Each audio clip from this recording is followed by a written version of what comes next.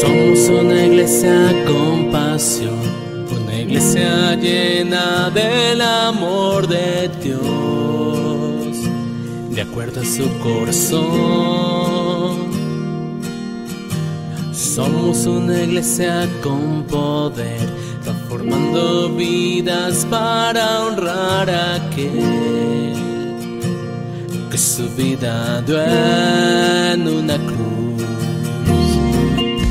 Desde el corazón del Padre, un lugar donde la presencia de Dios sana a los quebrantados de corazón. Los pastores Consuelo y Omar Castiblanco le invitan a compartir este mensaje. El corazón del Padre para el mundo.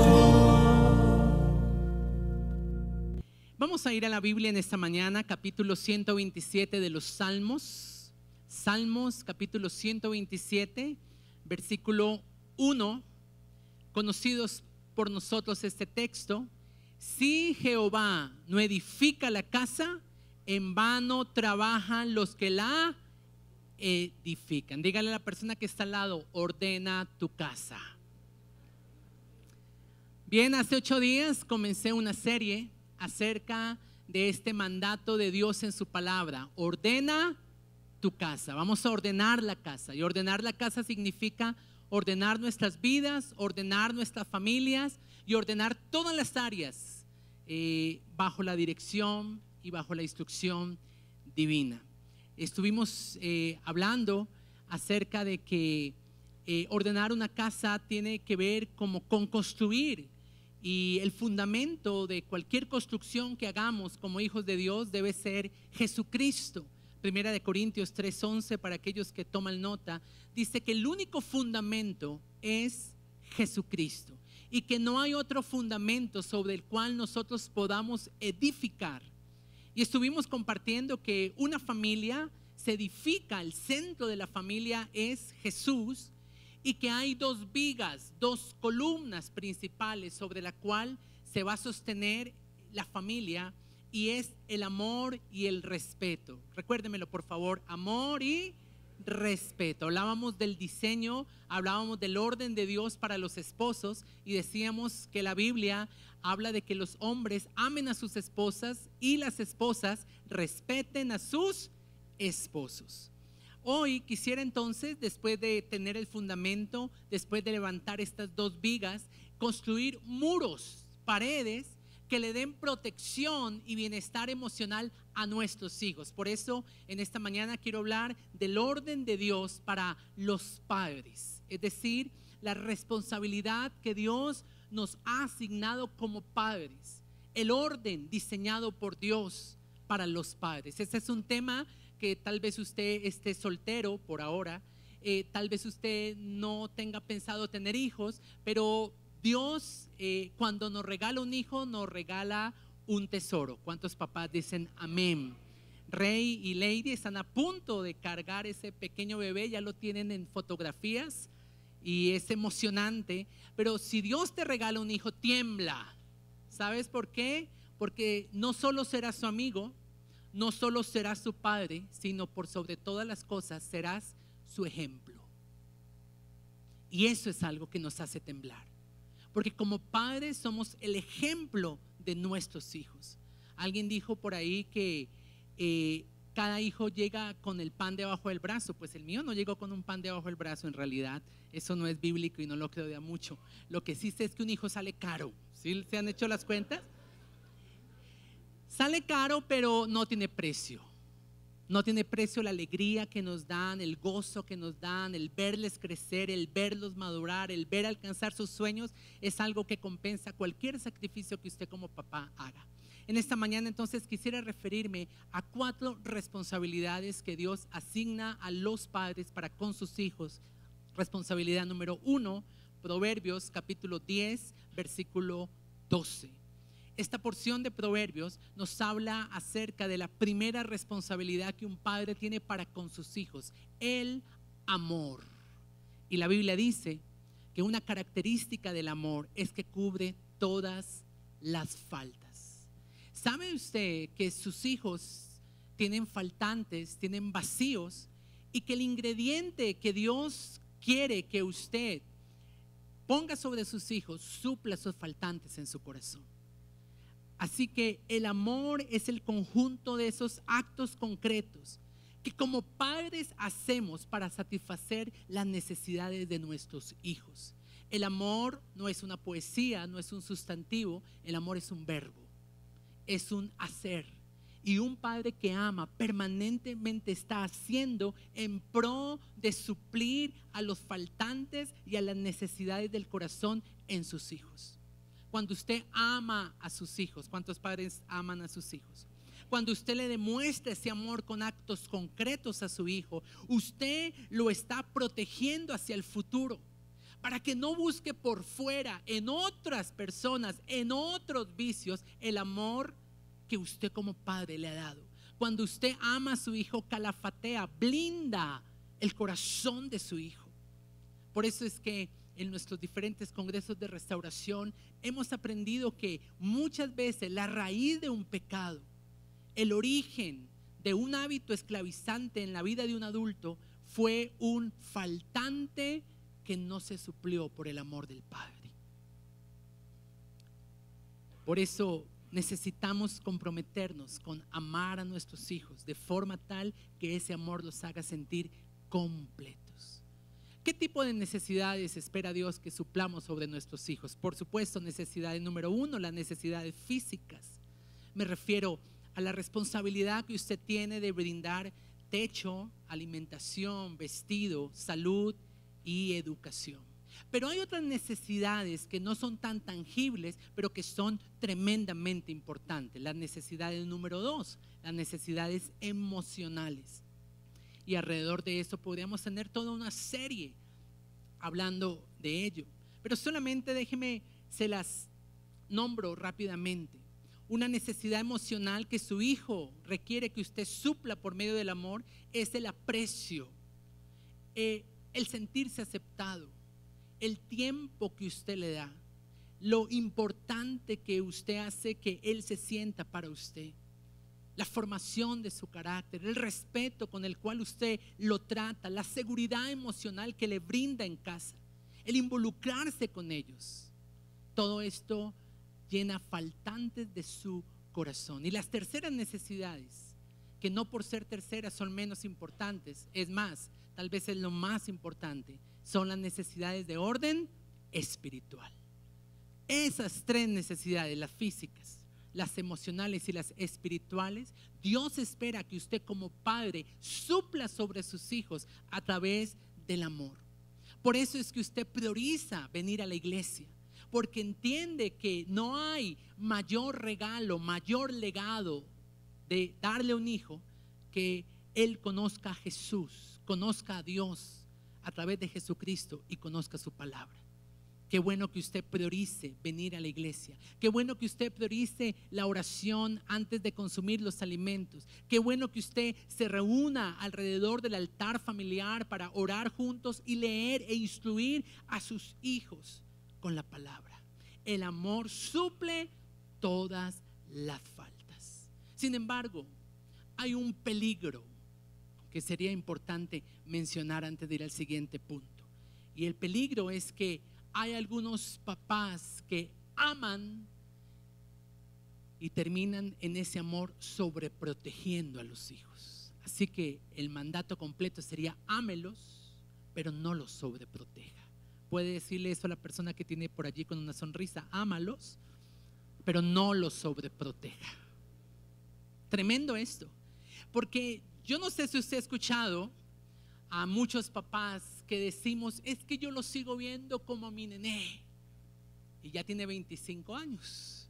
Y claro, nosotros siempre tendremos un recuerdo lindo, tierno de ellos, pero debemos tomar conciencia de que ellos van creciendo y que a medida que van creciendo, nuestro amor hacia ellos les tiene que dar la capacidad de que puedan tomar decisiones y actuar por sí solos. Porque escúcheme, si no, la sobreprotección los dañará.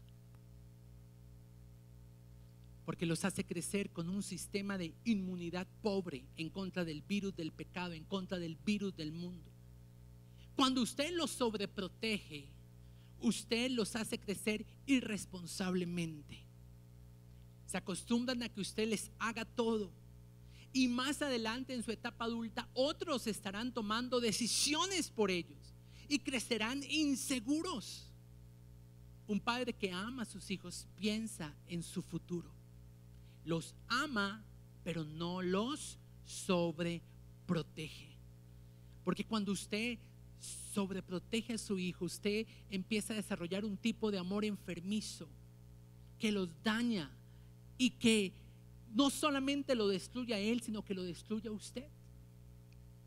Por eso necesitamos ir a los postulados bíblicos y ser sensatos en ese equilibrio de amor, pero no sobreprotección. Génesis 25-28 nos presenta una familia bien disfuncional, pero que hoy en día se parecen a muchas de las familias que vemos. En esta casa había una división. Parece ser que el papá, me refiero a Isaac, escogió y prefirió a su hijo mayor Esaú, y tal vez su hermano, al sentir que no gozaba del privilegio de su papá, fue tan necesitado en su corazón que su mamá entró en escena, hablo de Rebeca, para suplir ese amor, pero lo hizo de una forma tan excesiva que terminó sobreprotegiéndolo. Anote por favor allí Génesis 27, versículos 6 al 17. Es el relato donde Jacob, secundado por su mamá, engaña a su papá. Su mamá le da la idea de que vaya y se vista colocándose pieles en los brazos para que engañe a su papá y de esa forma robe la bendición. ¿Quién estaba detrás de toda esta escena? Su mamá, y él ya era grande.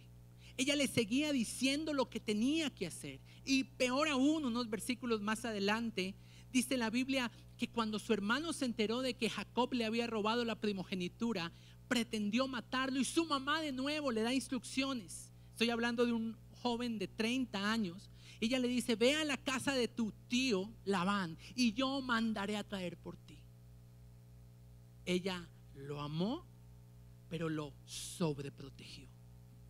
Y sabe, esto me explica por qué Jacob, después de la muerte de su mamá Rebeca, se lanzó a tener mujeres. Jacob no solamente tuvo a Raquel, también tuvo a Lea, su hermana, y fuera de eso tomó a las 2 concubinas, o sea, tuvo 4 mujeres. ¿Y qué buscaba en cada una de estas mujeres? Suplir los faltantes y los vacíos del corazón, porque su mamá ya no estaba. Padres, preparemos a nuestros hijos para el futuro. No los sobreprotejamos, amémoslos a la manera del Señor. El amor da libertad, el amor no controla, el amor no estropea, el amor no daña. Y muchos padres sobreprotectores de sus hijos los aman, no es que los amen más a ellos, se aman más a sí mismos. Y están complacidos en el deleite que los hijos les causan. Y por eso no quieren que tomen ninguna decisión sin la sobreprotección dañina que muchas veces ellos traen sobre ellos. Un papá sobreprotector produce un hijo inseguro frente a la vida. Segunda responsabilidad. La primera responsabilidad fue el amor. La segunda responsabilidad es la disciplina. Hebreos capítulo 12, versículos del 3 al 7. ¿Cuántos padres están siendo bendecidos en esta mañana? Y yo sé que los hijos también están anotando para decirle: mire papá, ya escuchó usted al pastor, ¿no? Pero en 8 días vienen los hijos acá al tribunal. Así que por ningún motivo lo vaya a dejar dentro de 8 días, tráigalo para que Dios hable acerca del orden de Él para los hijos. La Biblia dice que ¿quién es aquel padre que no disciplina a su hijo?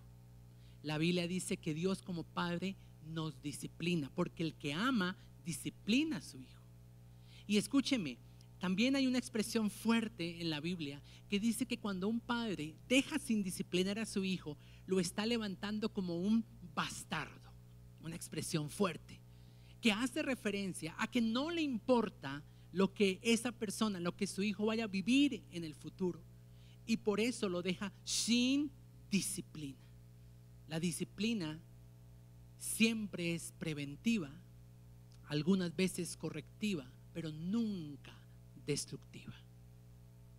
Cuando la disciplina es preventiva, cuando usted forma a su hijo con hábitos como el horario de sueño, la hora en la que se debe acostar, lo que debe comer, cómo se debe vestir, cómo debe contestar, cómo debe comer junto con sus padres en la mesa, cómo debe respetar. Todo eso son hábitos que usted tiene que formar en su hijo, y en ese momento usted está aplicando una disciplina preventiva, previniendo ¿qué? Grietas en el carácter de sus hijos. Disciplínelo a que sea organizado, a que tenga orden, a que sea diligente en su estudio, que sea pulcro en sus trabajos, porque eso determinará el profesional que el día de mañana él llegará a ser. Así que esa es la disciplina preventiva. ¿Cuál es la disciplina correctiva? Es aquella donde usted debe aplicar una sanción, debe aplicar un castigo en su hijo porque desatendió una instrucción que usted anticipadamente ya le había dado. Por eso es que es necesario que usted como papá le diga: hijo, debido a que no hiciste la tarea, entonces no vas a poder ver televisión. Esa es una disciplina ¿qué? Correctiva. No vas a salir hoy al parque, o suspéndale los juegos electrónicos, quíteselos, para que ellos puedan examinar su corazón y caer en cuenta de su error. ¿Y cuál es la disciplina destructiva? Pues es aquella cuando la disciplina va acompañada de violencia, de rabia, de ira, de agresión, de palabras sarcásticas. Hijos que cuando son disciplinados son comparados con sus primos o con sus hermanos mayores. Papás que se burlan de sus hijos, que usan expresiones hirientes o irónicas. En ese momento la disciplina que usted está aplicando sobre su hijo empieza a verse una disciplina destructiva. Esos papás que le dicen: ahí se la voy guardando, otrica más que acá le tengo la cuenta. ¿Qué es lo que le está diciendo? Estoy llenando mi corazón de resentimiento hacia ti, y cuando explote voy a estallar de una forma en la cual te voy a dañar. ¿Cuál es el peligro de la disciplina? El peligro de la disciplina es que cuando no se tiene en cuenta la Biblia, terminamos, en vez de disciplinando, los terminamos destruyendo. Hijos que crecen con su autoestima destruida. Efesios 6:4, la Biblia dice: discipline a sus hijos, pero tenga cuidado de no provocarlos a ira, de no irritarlos. Porque hay muchos hijos que por la disciplina destructiva que sus padres aplican sobre ellos, su corazón está enconado. Es como si tuvieran pus, una infección adentro. Y entonces van a crecer destruidos, disminuidos. Y mucho cuidado, papás, porque nuestra tendencia es reprender o disciplinar a nuestros hijos como nuestros padres lo hicieron. Y honramos a nuestros padres, pero la mayoría de nosotros procedemos de hogares que no tenían la palabra de Dios como norma de las relaciones en casa. Por eso es que muchos dicen: mi papá me pegó duro, pues yo voy a coger mi hijo a patadas y voy a hacer lo mismo. Eso fue lo que usted aprendió en casa, pero la pregunta es: ¿qué dice Dios? ¿Avala Dios los golpes en la disciplina? Las patadas, papás modernos que dicen: yo con lo que tenga en mi mano le rompo, para eso es mi hijo. Por el contrario, otros dicen: mi mamá nunca me disciplinó, por eso yo no disciplino a mis hijos. Y allí también el vacío de disciplina, la ausencia de disciplina hace que su hijo crezca con grietas en su carácter. Un hijo dice: mi mamá y yo nos secundábamos mutuamente. Yo era el cómplice de mi mamá y mi mamá fue mi cómplice. Nunca nos delatábamos delante de mi papá. Y cuando había un conflicto entre mamá e hijo, sacaban las cosas a relucir. Ese es el síndrome de que hijos traten a su mamá como una hermana y no como su mamá. Los hijos que están aquí, escúchenme, su mamá no es su hermana mayor. Su mamá también es autoridad en casa y se le debe respeto y se le debe honra, y debe venir dentro de 8 días para decirle esas cositas. Por eso, papá, sane los traumas de su pasado, sane las heridas, y al final de este tiempo quiero orar pidiendo al Señor que ministre nuestro corazón si fuimos disciplinados inapropiadamente, para que no repliquemos esto sobre nuestros hijos. Nuestros hijos quieren ser amados y disciplinados a la manera de Dios. Tercera responsabilidad en el orden de Dios: la instrucción. Les he hablado en esta mañana acerca del amor, responsabilidad número 1, disciplina, responsabilidad número 2, y vamos a la responsabilidad número 3, ya en la mitad de mi mensaje: la instrucción. Padres que instruyen a sus hijos. Proverbios 22:6, la Biblia dice: instruye al niño en su camino, y aun cuando él fuere viejo, no se alejará de él. Instruya a su niño. Somos los padres los encargados de dar instrucciones, enseñar a nuestros hijos, y este es un trabajo de toda la vida. La instrucción implica claridad. Usted debe ser lo suficientemente claro al dar las instrucciones a sus hijos. Las instrucciones de padres a hijos requieren paciencia, requieren ejemplo y requieren constancia. Así como yo, que le repito cada día lo mismo: soy paciente, que no llegue tarde, que llegue puntual, que tome nota, que no se duerma en el servicio, que el sábado se acueste temprano para que madrugue el domingo, que honre al Señor con esto. Y ahí estoy. Usted dirá: pero ¿cómo le da el hora? Pues es que eso es lo que Dios nos pide a nosotros como padres. No me había dado cuenta, Deuteronomio capítulo 6, versículos 6 en adelante, en relación a las palabras que Dios espera que un padre transmita a sus hijos, hay un verbo que yo no le había colocado atención, y ahora que soy padre sí que lo entiendo. La Biblia dice: estas palabras que yo te mando hoy estarán sobre tu corazón y ¿las qué? Las repetirás. Y me acuerdo de momentos donde yo le digo: Juan, pero yo ya te lo dije una vez, no te lo tengo que volver a decir. Y Dios dice: repítele. Tremendo, porque tiene que ser inculcado una y otra vez. Y eso también aplica, por supuesto, en la casa espiritual. Hebreos 5:12, Pablo escribe a la iglesia en Hebreos y les dice: ustedes ya deberían ser doctores con todo lo que yo les he dicho, pero me es necesario volverles a repetir las mismas cosas. Por eso es que mucho cuidado cuando se escuchan doctrinas como novedosas que captan nuestra atención, porque si no estamos poniendo en práctica las que la palabra de Dios nos enseña, ¿para qué vamos a buscar cosas por fuera que pueden desviar nuestro corazón? Un versículo más, Filipenses 3:1, Pablo les escribe a los de Filipos y les dice: para mí no es carga volver a repetirles las mismas cosas que yo ya les he dicho. Padres, llénense de paciencia. Padres, llenémonos de constancia y repitamos a nuestros hijos vez tras vez las instrucciones.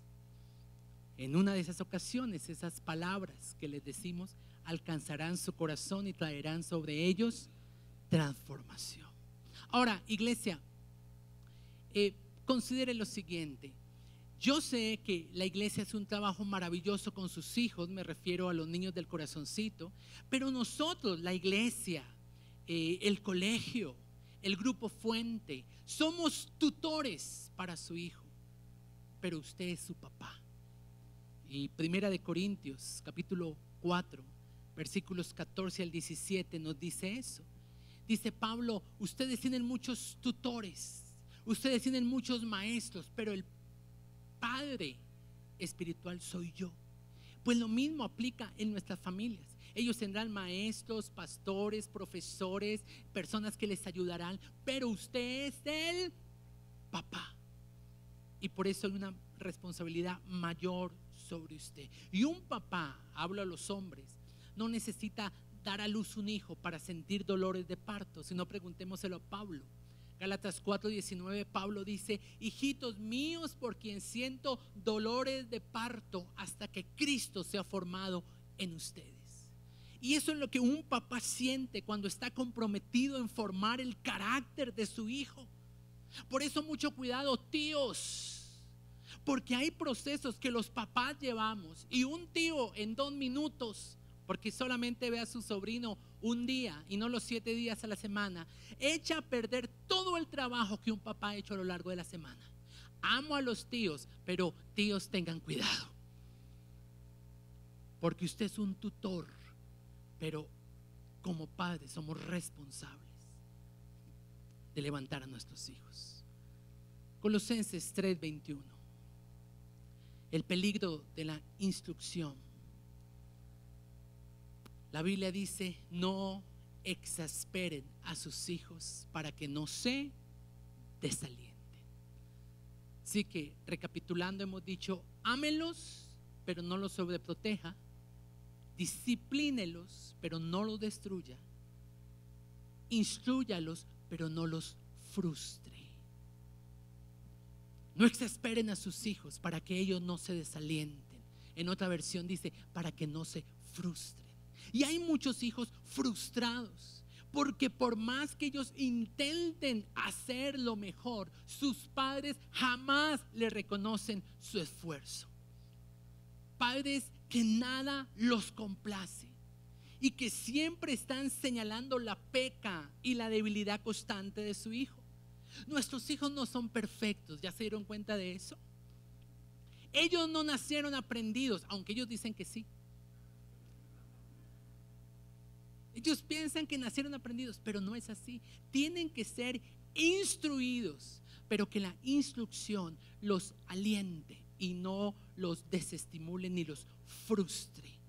Papás, nuestros hijos no son una fotocopia nuestra. Nuestros hijos son hechos a la imagen y a la semejanza de Dios. No pretenda hacerlos a la imagen y a la semejanza suya, porque en ese intento usted los puede frustrar. Usted puede quitar rasgos de la personalidad y del temperamento que Dios necesita para el llamado y para el propósito que ellos tienen. ¿Está conmigo en esta mañana?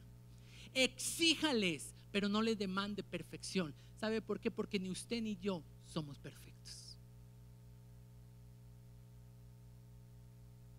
Usted necesita enseñarles a hacer las cosas, exigir que a las tareas del hogar, que haga su cama, que sea responsable, que levante el plato de la mesa, todas esas cosas. Pero no lo lleve al punto tal donde él se puede sentir absolutamente frustrado. Por ejemplo, vamos a hablar de un área, y pues yo sé que aquí a ninguno le pasa, pero el área del orden y el aseo en las casas. Mamás, qué bueno que usted le inculque orden y aseo, pero mamá, escúcheme, no se obsesione con el tema. Amén, dice por ahí. Porque a veces demandamos perfección y ninguno de nosotros lo es. Y esa demanda de perfección puede que lleve a nuestros hijos a desalentarse. Por eso, papás, su hijo es como un acertijo. Usted tiene que estudiarlo. Usted tiene que tomar tiempo en oración, pidiéndole a Dios que le muestre el llamado, las fortalezas, su temperamento, sus necesidades, para que usted pueda instruirlos sin levantarlos como hijos frustrados. Cada hijo es como un libro que leer. Por eso, aquellos que tienen más de un hijo, que tienen 2, 3 hijos, no los trate por igual, en el sentido de que cada uno de ellos es diferente. Muchos hijos se sienten frustrados porque el punto de referencia en los hogares ha sido su hermano mayor. Es que mire, su hermano mayor, él sí lo hizo, él sí saca buenas notas, él sí me obedece, él sí lo hace bien. Y eso hace que ellos se sientan desalentados y que crezcan frustrados.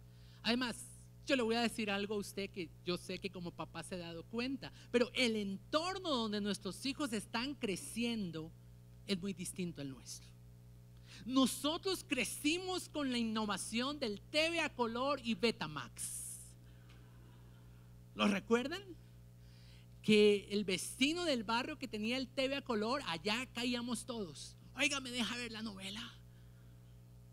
Y ahí estábamos todo el barrio, porque eso era lo in.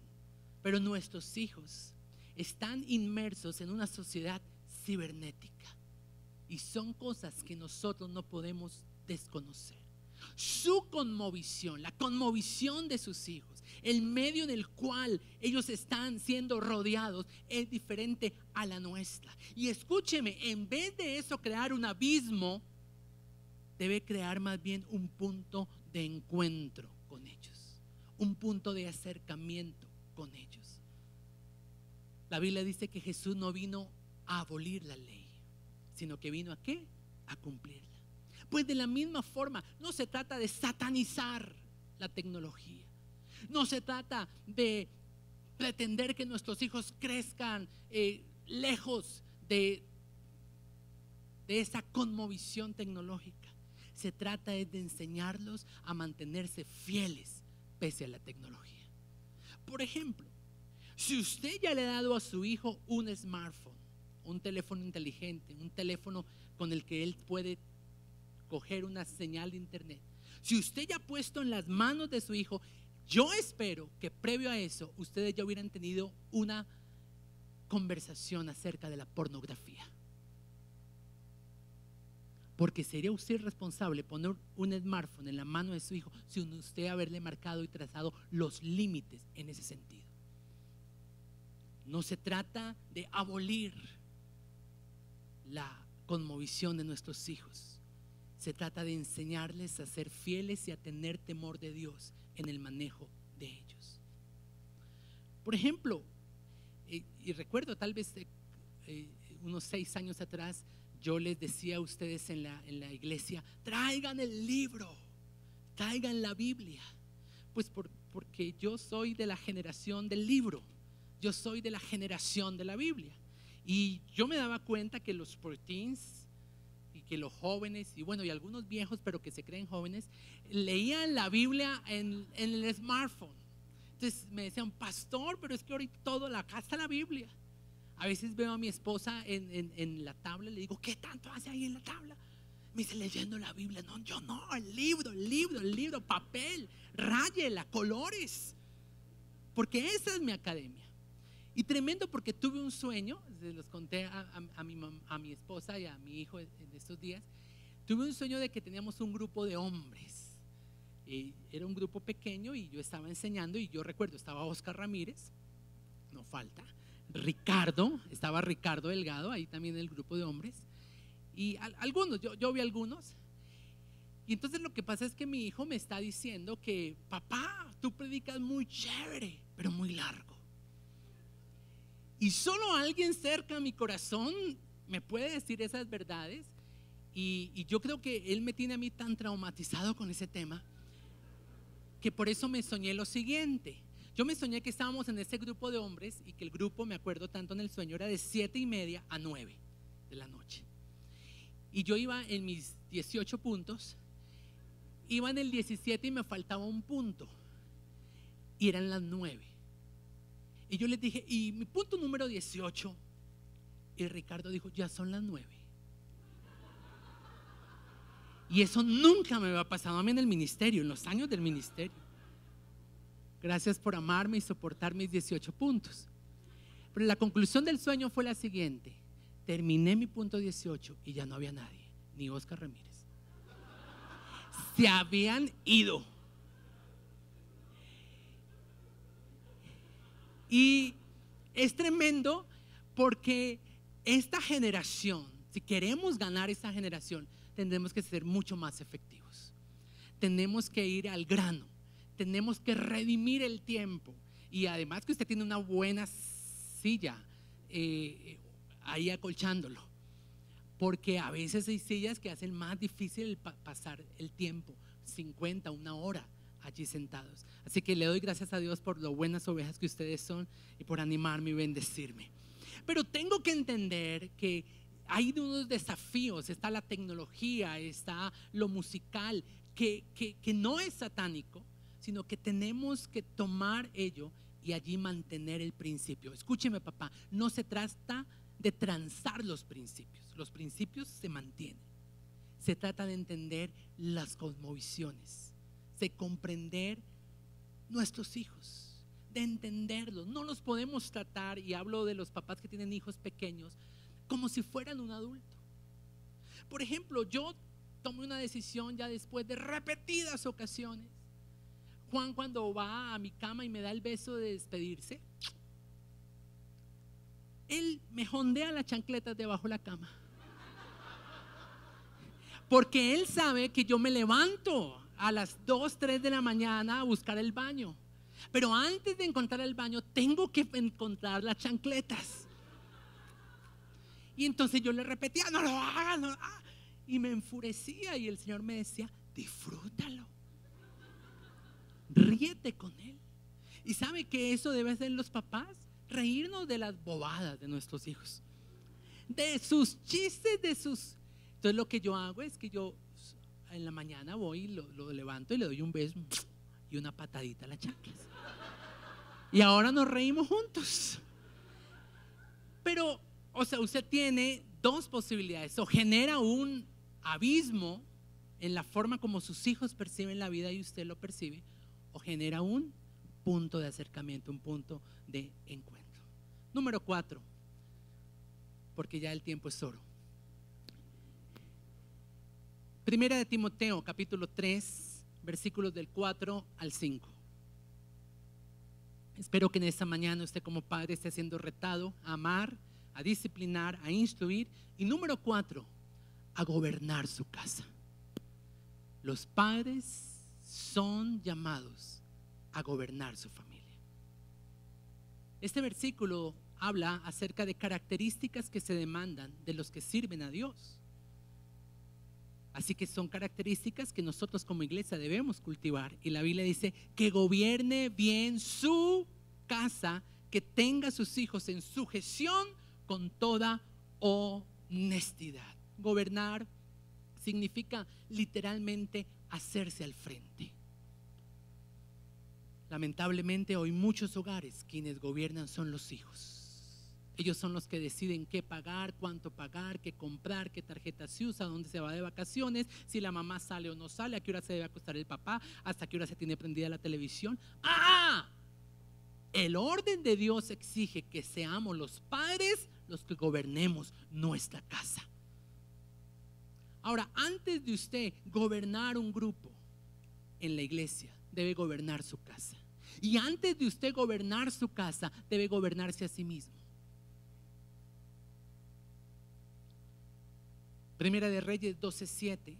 Este fue un consejo de los ancianos a Roboam, uno que estaba, el hijo de Salomón, que estaba a punto de gobernar en Israel. Y los ancianos le dieron un consejo impresionante que aplica para el gobierno nuestro como padres en casa, pero que lamentablemente Roboam lo desechó. ¿Y sabe por qué lo desechó? Porque a la par que consultó a los ancianos, también consultó a los de su misma generación, a los jóvenes. Y los jóvenes le dieron un consejo contrario. Y Roboam, en vez de escuchar la voz de los ancianos, de la experiencia, atendió la voz de su generación y trajo estragos sobre Israel. Escucha este principio. Si tú fueres hoy siervo de este grupo, me gusta como lo dice la versión internacional, si te pones hoy al servicio de este pueblo, los sirves y les respondes con buenas palabras, ellos te servirán para siempre. ¿Cuántos quieren hijos que les sirvan para siempre? Acá está el principio: sírveles, respóndele con buenas palabras y en respuesta a ellos, ellos te honrarán, te respetarán y te servirán para siempre. Cuando en una familia no hay gobierno, hay anarquía. ¿Qué es anarquía? Que cada uno hace lo que se le da la voluntad. Tremendo. Mire, uno prende las noticias, RCN, Caracol, y son unos cuadros tan horripilantes, unas escenas tan impactantes. Por ejemplo, esta semana, la mujer que tomó a su hijo y se lanzó de un puente. Y uno dice, ¿cómo puede ocurrir eso? ¿Sabe? Hay porciones de la Biblia que son así de impactantes. Y la Biblia entra en ciertos detalles para que nosotros sepamos que el resultado de nuestra sociedad es la falta de gobierno en nuestra familia. Permítame, le doy un ejemplo. Jueces 19, versículo 25. Aquí habla, y le voy a hacer corta la historia, aquí habla de un levita, es decir, de uno que le sirve a Dios. Este hombre tomó una concubina y la expuso para que hombres vinieran y la abusaran. Y no un hombre, no dos hombres, muchos hombres. Después, en el versículo 28 al 30, dice que este hombre, después de ver a su esposa golpeada, abusada, utilizada, toma a la esposa, la descuartiza. ¿Lo han leído? En 12 pedazos. Y esto parece El Espacio, el bogotano, una noticia amarillista. Y usted lee esto y se impacta y dice, bueno, pues no estamos viviendo tiempos tan diferentes a los que estaban viviendo los jueces. Ahora, ¿con qué quiero ir a todo esto? ¿Por qué ocurría esto aún dentro de los levitas y de la gente que se esperaría que se sirviera a Dios? Sencillo, porque si hay un aspecto que rige el libro de Jueces, lo encontramos en Jueces 19, el último versículo de Jueces dice que en ese tiempo no había reyes, no había quien gobernara y cada quien hacía lo que bien le parecía. Anarquía. ¿Por qué nuestra sociedad está como está? Porque los padres no han tomado su papel en el gobierno de sus casas y de sus familias. Ese delincuente, ese abusador, ese violador, ese que roba, que ultraja, que es homicida, que es corrupto, es el resultado de un hijo que nunca se le puso freno, que no se le gobernó. Hijos queridos que me están escuchando en esta mañana, ustedes no han sido llamados en el orden de Dios a gobernar. Ustedes están en edad de ser gobernados. ¿Cuántos dicen amén? Es terrible, porque cuando los papás se cansan de la crianza de sus hijos, ¿sabe cuál es la expresión que surge? Yo sé que ustedes le han dicho: haga lo que quiera. Y le estamos diciendo anarquía. De hecho, hay unas ovejas que uno les dice y les dice, entonces uno finalmente ¿qué termina diciendo? ¿Sabe qué? Haga lo que quiera, llegue a la hora que se le dé la gana. Terrible, porque eso es anarquía. Como padres somos responsables de la generación que estamos levantando. Tito 1:6, la Biblia dice que se espera, Tito capítulo 1 versículo 6, la Biblia dice que se espera que un creyente tenga hijos que no estén acusados de disolución. Que es una persona en disolución. Otra versión dice desenfrenada. Póngale freno a sus hijos. Recuérdele de vez en cuando que usted es el que manda en casa. Que digan, mi hijo, llegué y ¡pup! En el juego le dije, oye, ¿y quién te dio permiso de prenderlo? Ay, no, papá, es que no puede jugar sin que me pidas permiso. Y entonces, ¿papá, puedo jugar? No. Solo para recordarle que él no gobierna en casa.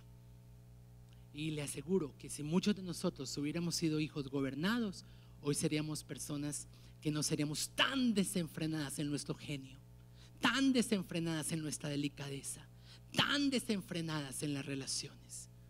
Es terrible decirle a un hijo, haga lo que quiere. Hay que recordarle: hijo, aquí gobierno yo. Para terminar, ¿cómo puedo yo ejercer ese orden establecido por Dios? ¿Cómo puedo ser un padre que ame a mis hijos pero que no los sobreproteja? ¿Cómo puedo ser un padre que discipline a mis hijos pero que no los destruya? ¿Cómo puedo ser un padre que instruya a mis hijos pero que no los frustre? ¿Cómo puedo ser un padre que gobierne la casa sin dejarlos a sus expensas en una anarquía profunda? Y la respuesta es: sembrando en ellos el temor de Dios.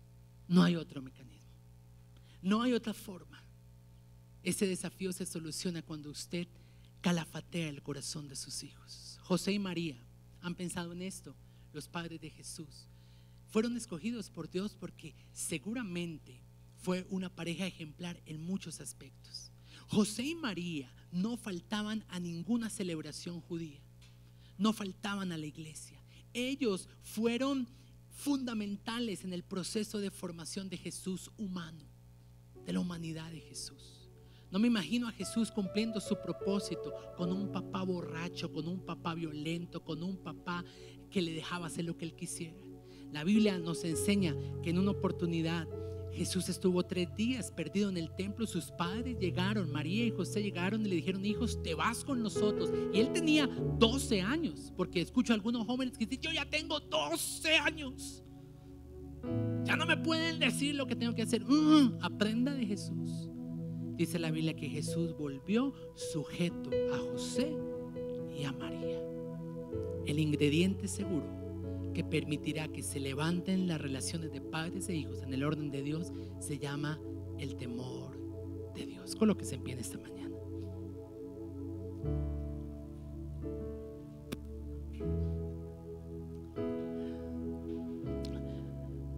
Yo quiero que usted examine su corazón un momentico.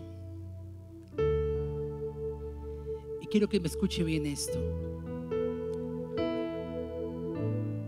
Muchos de nosotros crecimos sin papá, tal vez con la figura de papá, pero sin la paternidad adecuada. Y eso nos deja de alguna forma como escasos o imposibilitados para formar a nuestros hijos.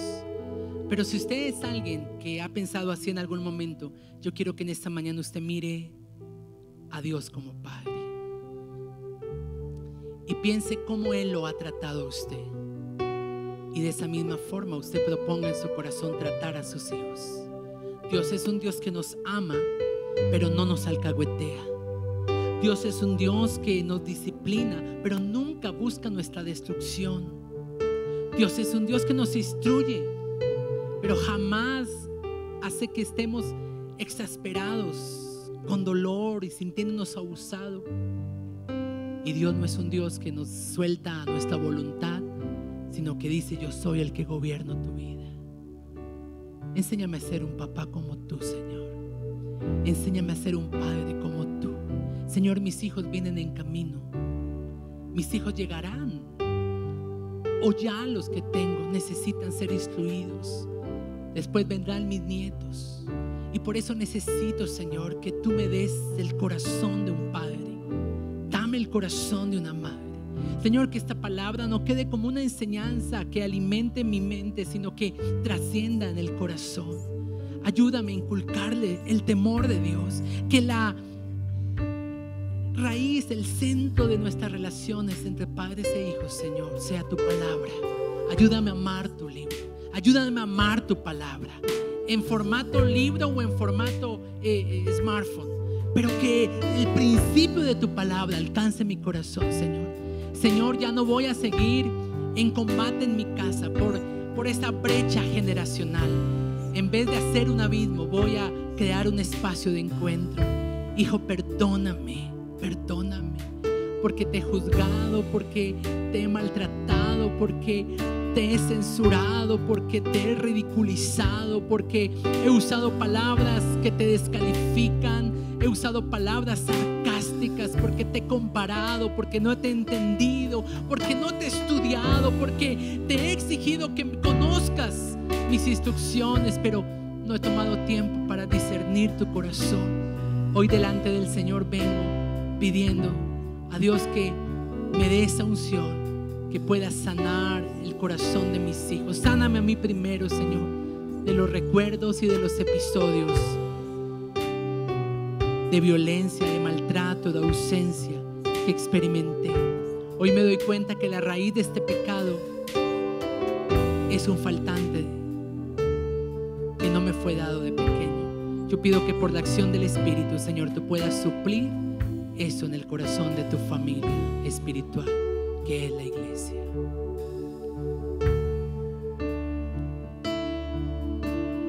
Yo quiero más de ti y habitar en tu presencia, menguar para que crezcas tú y cada día ser más como tú. Quebranta mi corazón, quebranta mi vida, te entrego mi voluntad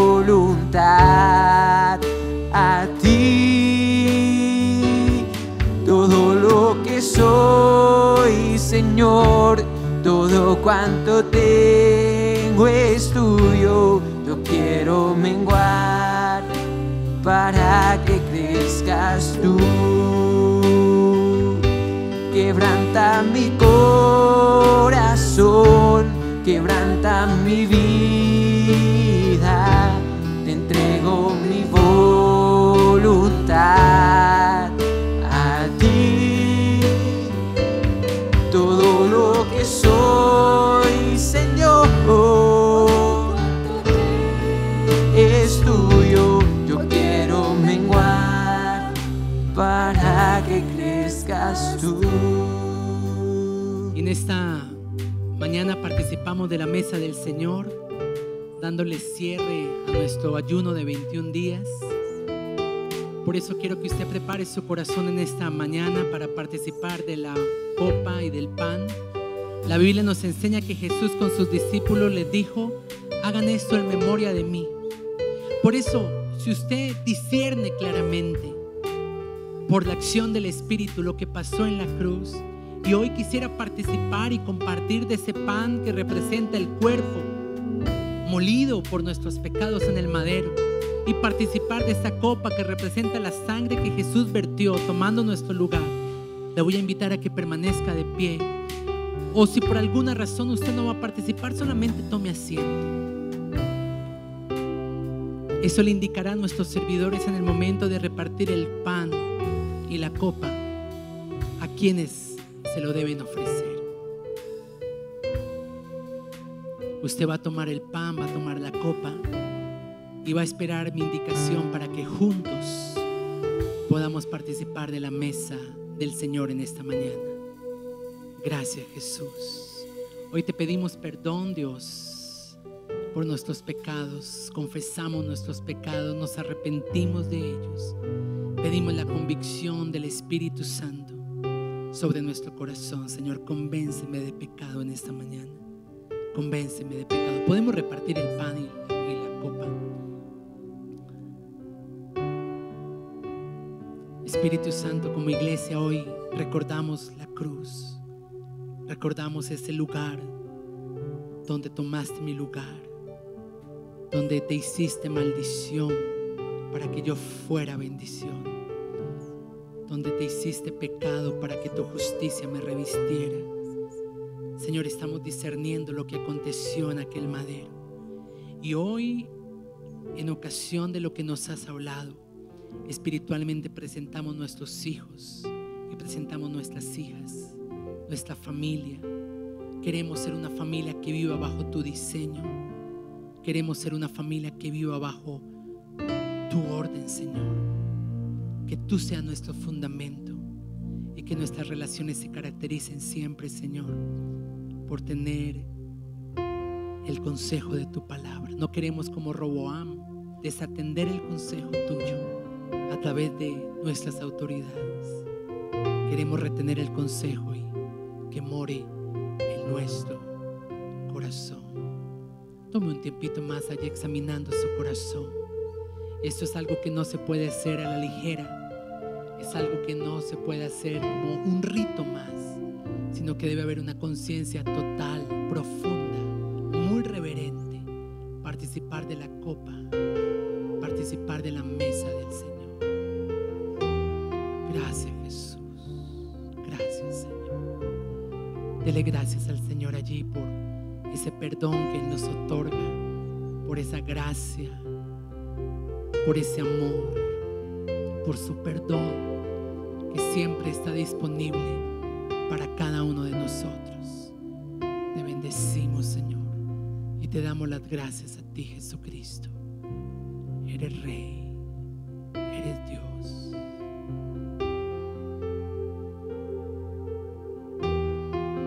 Mira a Jesús delante de usted, extendiéndole esa copa, extendiéndole ese pan, recordándole: lo hice por ti, hijo, lo hice por ti, hija. Fue por ti. El precio de esa cruz fue por ti.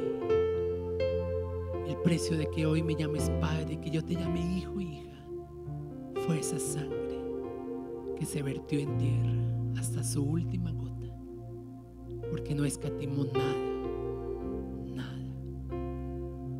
Al tener todos nuestro pan y nuestra copa, quiero que en el nombre de Jesús como congregación participemos en esta mañana, meditando en esa obra redentora.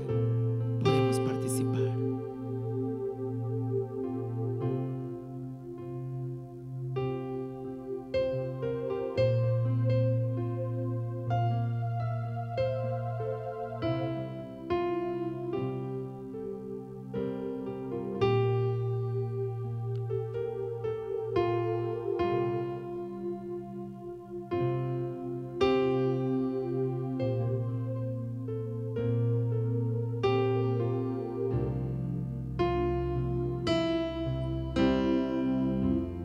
Hoy me postro ante Jesús, diste tu sangre en la cruz, no hay otro amor igual.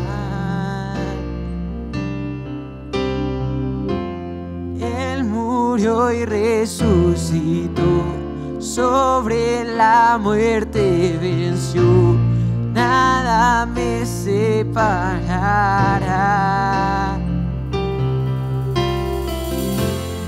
Hoy me postro ante Jesús, diste tu sangre en la cruz, no hay otro amor igual. Él murió y resucitó, sobre la muerte venció, nada me separará. El velo rasgó, un camino abrió, todo consumado es. El velo rasgó, un camino abrió, todo consumado es. El velo rasgó, un camino abrió, todo consumado es.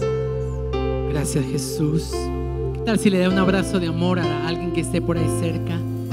Abrácelo de la misma forma como el Señor en esta mañana nos ha abrazado. Amén. Y exprésele ese amor paterno que viene del Padre. Que sea la oportunidad para restaurar, sanar relaciones de padres, hijos, de hermanos en la fe. Gracias, Jesús.